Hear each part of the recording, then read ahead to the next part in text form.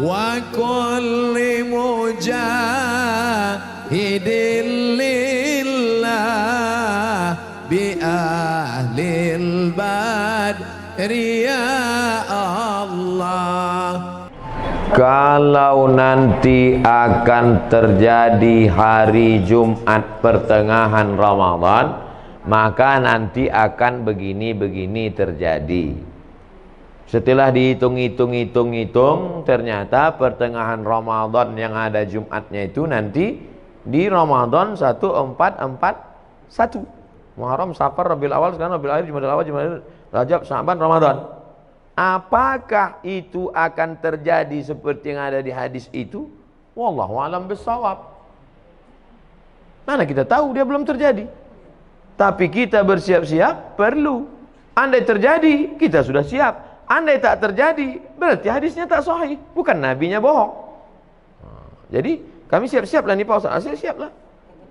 Rabiul Awal sekarang, tahun kali 24, 25. Rabiul Akhir, Jumadil Awal, Jumadil Akhir, Rajab, Sya'ban. 5 bulan lagi. Siap-siapkanlah.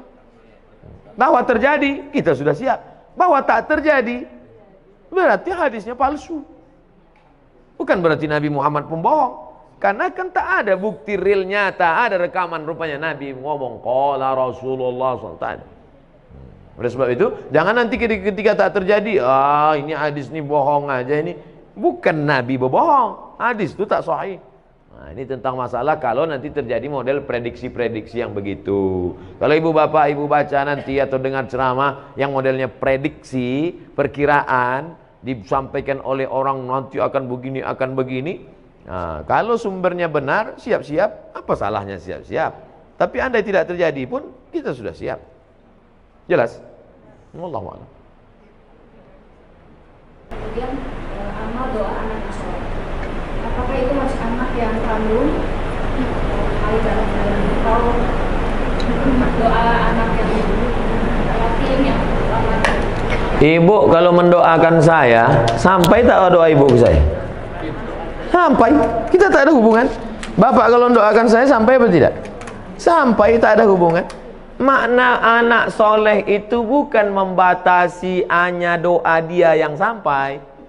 Makna doa anak soleh itu artinya amal Abdul Somad ada 3 yang tetap mengalir.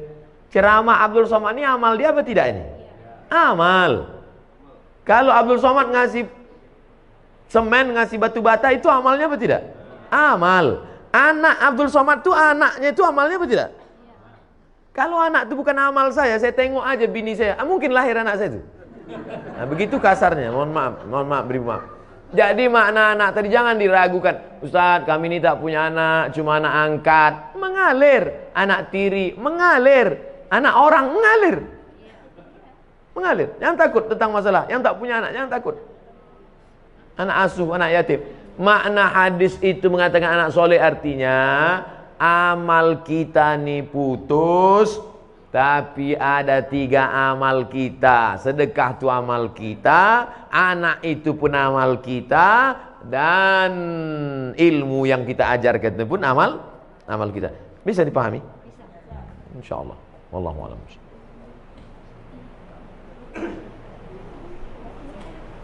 Assalamualaikum warahmatullahi wabarakatuh. Waalaikumsalam. Saya mau menanyakan amalan mana kira-kira yang diterima seorang tua yang punya anak kandung tetapi dia kurang taat beribadahnya, atau dia mengangkat anak bukan anaknya sendiri tetapi anak-anak itu sangat soleh dan sering mendoakan orang tuanya. Jadi amalan mana yang lebih cepat diterima oleh Allah? Itu yang pertama. Dan yang kedua, saya mohon supaya Ustadz dan jamaah yang ada di sini nanti tolong mendoakan untuk kesembuhan ibu saya. Nanti di akhir majelis kita doa semua untuk kesehatan, untuk husnul khatimah, untuk anak-anak kita dijaga dari narkoba. Nanti di akhir majelis. Punya anak kandung, kerjanya minum khamar, sakau, mabuk. Ada anak angkat, orangnya soleh. Kedua-duanya ini berdoa. Mana doanya yang lebih dulu sampai? Illalladzina amanu wa amilus shalihat. Semua manusia ini rugi kecuali orang beriman dan beramal soleh. Yang ditengok bukan anak kandung, anak tiri, anak angkat, tetangga, kawan, jiran, sahabat. yang ditengok adalah soleh. Makanya Rabbi habli minas solehin. Jangan takut tidak punya anak, tak ada yang mendoakan. Jangan takut bahwa kita tidak punya anak, tapi kita didik anak-anak kita jadi soleh, baik, bagus, memang itu perintah agama. Tapi terlalu khawatir tak punya anak, jangan takut. Nah, oleh sebab itu maka doa sampai, doa kawan sampai. Itu makanya kita suruh dekat-dekat dengan orang-orang soleh, berjamaah. Meninggal kita, saya insya Allah kalau mati jamaah di Surama ini banyak mendoakan. Tak ada pun doa dari tetangga, sahabat, kerabat, doa dari jamaah banyak doakan. Yang penting hablum minan nasnya baik, hablum minallah baik. Maka syarat dikabulkannya doa amanu wa amilus sholihan, beriman dan beramal soleh. Wallahu a'lam.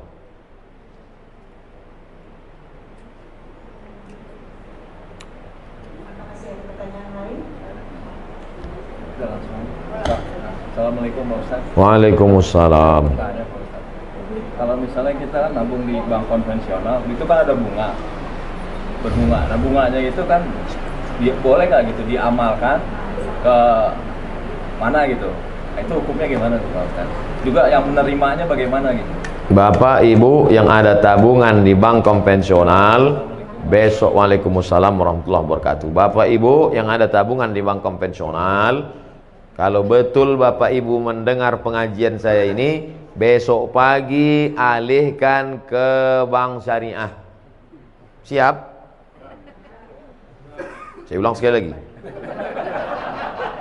Bapak Ibu yang di bank konvensional, besok pagi alihkan ke bank syariah. Siap? Nah, ya dalam hati. Siap. Saya gaji ditransfer ke BRI Syariah.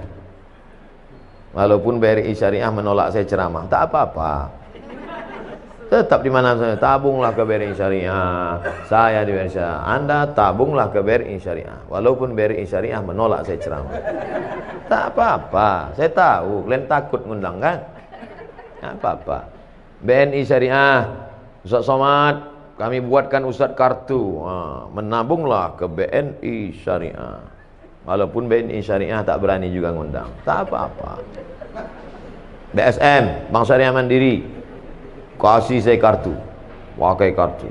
Datang dia ke kampus tempat saya, nih kami buatkan Ustaz kartu Bank Syariah Mandiri. 3, BRI Syariah, Bank Syariah Mandiri, BNI Syariah. Bang Muamalat belum datang lagi. Alihkan ke bank syariah, karena kalau bukan kita yang menghidupkan perekonomian syariah ini siapa lagi? Di Malaysia saya diundang ke bank rakyat. Saya tengok bank rakyat, wah, ini konvensional ini. Sampai hati orang ini ngundang saya, neraka jahanam ini. Pas sampai di situ, belum saya tanya, direkturnya udah ngomong, Ustaz Somad, ini bank konvensional katanya. Dalam hati saya, hancur dunia persilatan. Tapi sudah berubah jadi Islamic Bank. 5.000 pegawainya. Berubah dari konvensional, berhasil 100% murni jadi Islamic Bank, bank syariah. Pergi ke Kuala Lumpur, hebat. Maka besok, 2 yang menyebabkan sulit merubah bank konvensional jadi syariah. Pertama, political will, politik. Yang kedua, iklan ke masyarakat kurang. Saya di mana-mana terus saya sampaikan. Oke, sekarang kita cerita tentang Bapak punya tabungan di masa lalu dan sekarang bunganya ada. Mau dikemanakan bunganya ini? Bolehkah bunga yang punya Bapak 100 juta ini, kita taruhlah 100 juta ini sekarang ada bunganya, bukan tabungannya, bunganya. Kemana bunga ini? Kata Syekh Yusuf Al-Qardawi, nama kitabnya Fatawa Mu'asirah, sudah dicetak oleh Gema Insani Press Jakarta. Judulnya Fatwa-Fatwa Kontemporer Yusuf Qardawi. Diserahkan ke lembaga yang dinikmati orang banyak, masalih ammah. Masjid, panti jompo, panti yatim, sekolah Islamic boarding school, serahkan. Bapak yang ada tabungan-tabung di konvensional, duit hasilnya itu riba, jangan kasih ke anak, jangan kasih makan ke rumah, serahkan ke lembaga yang dinikmati orang banyak. Ini jangan Ustaz Somad nih ceramah gini, nanti ujung-ujungnya kemana Pak Ustaz? Ke saya. Saya sampai sekarang tak pernah kepentingan pribadi saya serahkan ke lembaga-lembaga yang banyak dinikmati orang banyak. Wallahu a'lam. Ustaz, Assalamualaikum warahmatullahi wabarakatuh. Waalaikumsalam. Ustaz, masalah bank syariah yang saya tahu di Indonesia bank syariah itu patokannya masih Bank Indonesia, masih konvensional. Karena saya pernah punya pengalaman pribadi di kantor mau nutupin kredit yang lebih cepat itu tetap kena denda, Ustaz. Nah ini jadi seperti apa ya, Ustaz? Seluruh bank di Indonesia menginduk kepada BI. Tidak ada yang di luar BI. Tidak sama macam di Saudi Arabia atau Dubai Islamic Bank, atau di Mesir Faisal Islamic Bank, cabang dari Faisal Islamic Bank Saudi Arabia sendiri. Semuanya tetap menginduk ke BI. Yang menetapkan suku bunga BI. Makanya selalu saya katakan ini proses menuju pure syariah. Dan siapa yang menolong menuju prosesnya ini? Kita. Sekarang pertumbuhan Islamic Bank syariah di Indonesia baru 7%. Yang 93 konvensional. Padahal umat muslim terbesar di dunia Indonesia. Menunjukkan kita Islam ritual oke, Islam haji umroh mantap. Tapi kalau sudah menyebut ekonomi, maka kita support menuju syariah. Bahwa Abdul Somad mati nanti belum juga terwujud, paling tidak kita pernah berkontribusi menuju. Jadi kalau bapak menabung bank syariah, bapak barulah dia kuat. Setelah kuat, barulah dia bisa independen, murni sendiri. Makanya pemerintah mengeluarkan aturan, bank konvensional boleh membuka divisi syariah selama 16 tahun. Setelah 16 tahun kalau dia berhasil, maka dia berdiri sendiri, nanti akan memecah diri, memisahkan diri dia berdiri sendiri. Tapi tetap menginduk. Nanti tetap sampai pada puncaknya. Sekarang beberapa bank daerah Nusa Tenggara Barat, BPD-nya, Bank Pembangunan Daerah, sudah jadi bank syariah. Aceh jadi bank Aceh. Riau insya Allah tak lama lagi. Sumatera Barat Bank Nagari, itu akan jadi bank syariah. Setelah nanti ini banyak bank syariah ini bergabung besar, mungkin bukan zaman kita, zaman anak kita, zaman cucu kita, barulah maka kita. Tapi kita nanti ikut ditanya Allah Ta'ala, apa kontribusimu menegakkan bank syariah Indonesia? Aku ikut berkontribusi karena meletakkan uangku di bank syariah. Jadi kalau dikatakan mana itu yang pure murni original syariah, belum, menuju syariah. Mudah-mudahan kita termasuk orang yang ikut berkontribusi dan mensupport program ini. Amin ya rabbal alamin.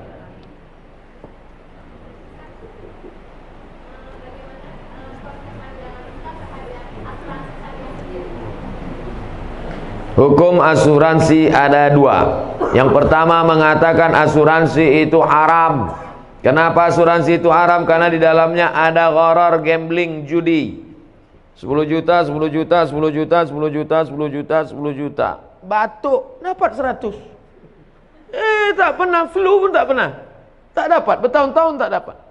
10 juta, 10 juta, 10 juta, 10 juta kumpul. Nabrak tiang listrik. Langsung dapat. Ini tak pernah, akhirnya marah dia karena udah bertahun-tahun tidak, tabrakannya dapat. Maka karena ada unsur gambling, gharar, judi di dalamnya, haram. Kata fatwa yang pertama. Datang fatwa yang kedua, mengatakan boleh. Kenapa boleh? Karena di dalamnya ada unsur ta'awun, wa ta'awanu 'alal birri wat taqwa, wa la ta'awanu 'alal ismi wal 'udwan. Jadi fatwa ulama tentang asuransi ini dua. Yang satu mengatakan haram, yang satu mengatakan boleh. Saya sampaikan dua-duanya dalam satu majelis.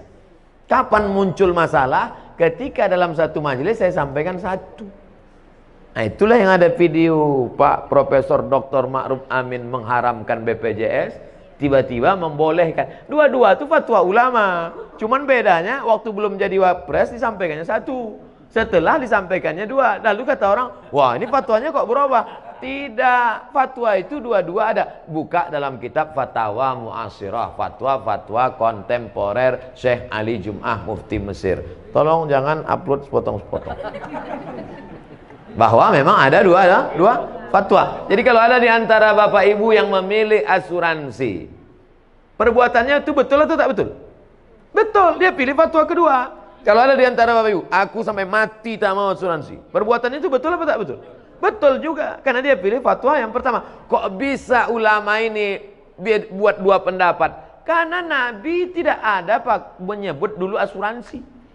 Asuransi itu muncul belakangan dan ulama berijtihad. Rambut sama hitam isinya macam-macam. Ijtihadnya begini, ijtihadnya begini. Ustaz sendiri, saya tidak pakai asuransi kendaraan sampai sekarang. Terus Ustaz selamat terus, bolak-balik tabrakan. Mana berat yang listrik, sedang nyetir ditabrak orang dari belakang. Bahwa dia datang, musibah namanya. Oleh sebab itu maka amalkan sesuai keyakinan. Jadi kalau ada orang mengatakan, apa ya kau pakai asuransi? Sholat rajin, pengajian rajin, pakai asuransi. Fatwa kedua, bray. Wallahu a'lam.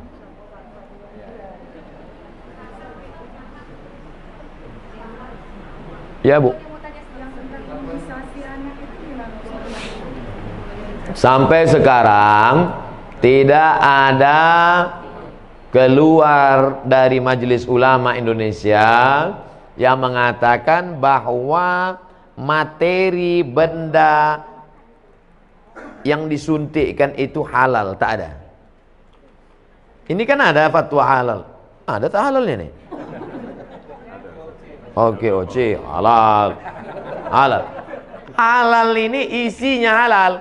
Sedangkan itu suntik itu tidak ada yang mengeluarkan fatwa isinya itu halal, tak ada. Yang ada fatwa boleh memakainya karena darurat, bukan isinya. Boleh memakainya. Bedakan antara fatwa isi dengan fatwa memakai. Sekarang saya masuk ke hutan. Sampai di hutan tak ada makanan, yang ada cuman babi. Lalu saya telepon, Assalamualaikum Ustaz. Waalaikumsalam. Ini ada babi nih Ustaz, boleh tak saya makan? Kata Ustaz itu, ada kau makanan yang lain? Tak ada. Jadi pilihannya cuma dua aja Ustaz, mati sama babi. Makanlah babi itu. Apakah babi itu halal? Tidak. Sampai mati babi tak halal. Tapi memakan babi saat itu boleh karena darurat. Karena kalau tak dimakan mati sampai dapat pisang. Kalau udah dapat pisangnya kau makan babi lagi. Assalamualaikum Ustaz. Enak rupanya babi ini Ustaz. Jangan. Dari cerita ilustrasi tadi, paham Bapak Ibu kan? Nah, itu enaknya kita ceramah sama orang cerdas nih. Fatwa tentang materinya halal itu tak ada, tapi memakainya karena nanti akan ada penyakit ini, akan ada ini, akan timbul ini, akan ini datang ini, akan mati, akan cacat. Maka kata ulama, daripada nanti anakmu sakit, aku pakai aja lah tak apa-apa. Sementara nanti dapat mungkin akan maju teknologi ini, nanti ada umat Islam yang bisa membuat materi yang halal. Jelas? Allahu a'lam. Salatullah, salamullah ala taha rasulillah.